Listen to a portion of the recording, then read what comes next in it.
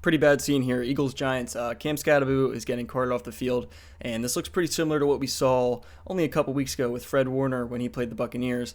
But my initial thoughts here are going to be some sort of ankle dislocation and fracture. And what you're going to see here is that his ankle just gets pinned under his body while he's being taken to the ground. And this is a very common mechanism we see for these ankle dislocations. And this shot right here pretty much says it all. You can see his ankle is just stuck in the wrong spot. And this next picture, I'll give you a fair warning, is a little bit graphic. So if you don't want to see it, you can just skip ahead. But this is a picture where you can clearly see the ankle dislocation. That little bump sticking up is just his tibia, and I think it looks a lot worse than it is. It doesn't look like there's any open fracture, that would be like the bone sticking through his skin, but clearly we can see that it's dislocated. Alright, so just taking a look at what actually happened here. They only gave us one replay to work off of, so this is the best view we can get.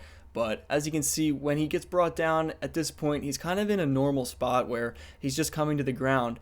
But then when the defender kind of brings his weight onto him, it forces that ankle to collapse, putting his ankle in that externally rotated position, and with the defender's weight coming down, it has no chance of recoiling or utilizing what we would call the stretch reflex, which we commonly see in the ankle or other parts of the body as a defense mechanism when put in a position that could cause injury. And this isn't a hip drop tackle, but it's kind of what you would see with one, where the defender is just using their body weight to come down and bring the defender down. And then the final piece of this injury is going to be his leg extending and dragging that ankle through to make his leg straight. And what that does is put a tractional force on his ankle where it's pretty much pulling the two bones apart and allowing it to dislocate if it wasn't already. And that's when we see him in this position with his foot facing the wrong direction in that externally rotated position. Alright, so taking a look at your ankle here, what I'm kind of talking about when I say the recoiling of your ankle are going to be these muscles right here. So these are going to be your peroneus brevis, the peroneus longus right behind it, maybe a little bit of the peroneus tertius, and then these three ligaments, which are your main lateral ankle or outside of your ankle stabilizers. And so when you have a ankle sprain or an inversion ankle sprain, those muscles and ligaments are going to be what pull that ankle back into its regular position. For the muscles, it's going to be the stretch reflex, which basically makes the muscles contract when they are stretched. And then for the ligaments, it's going to be just their elasticity that brings them back into that normal position. Now, on the other side, or what we have going on in this injury, is the eversion ankle sprain. Now these are a lot less common, and that's mainly because of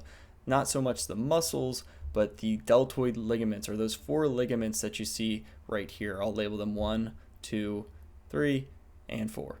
Now the muscles also play a factor, so you have the three muscles in the back, and then you have the tibialis anterior in the front, which again are all going to work, but those deltoid ligaments are really what's carrying the load when it comes to the medial ankle. And they're very strong, so you don't typically see medial ankle sprains on their own too often. So usually they're like this injury where you have somebody falling on you and forcing that position. And like I said, there's another component to this injury, which is that tractional force I was talking about. Now you mainly see this in just about every dislocation.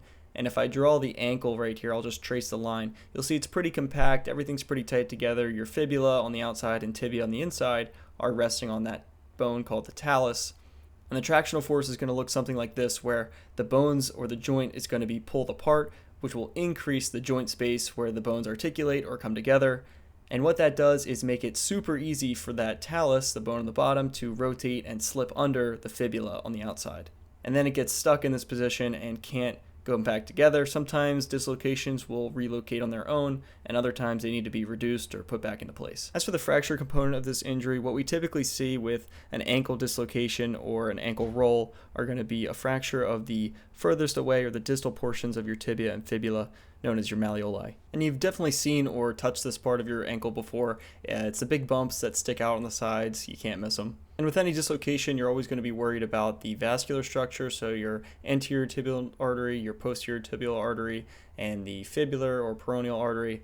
You're always going to want to make sure that they have a pulse. The pedal pulse, distal pedal pulse, is what we use in your ankle, or something in their toes that's going to show you that they have good vascularity and that it's intact. Again, this is something that you kind of worry about when you have these dislocations and ankle structure is not where it's supposed to be. Super unfortunate for Cam. He was just a guy kind of coming up, making a name for himself, so you hate to see him go down. This is going to be season ending. This is probably going to require surgery. But let me know what you think about this injury. I'd be curious to hear if anybody has any other opinions.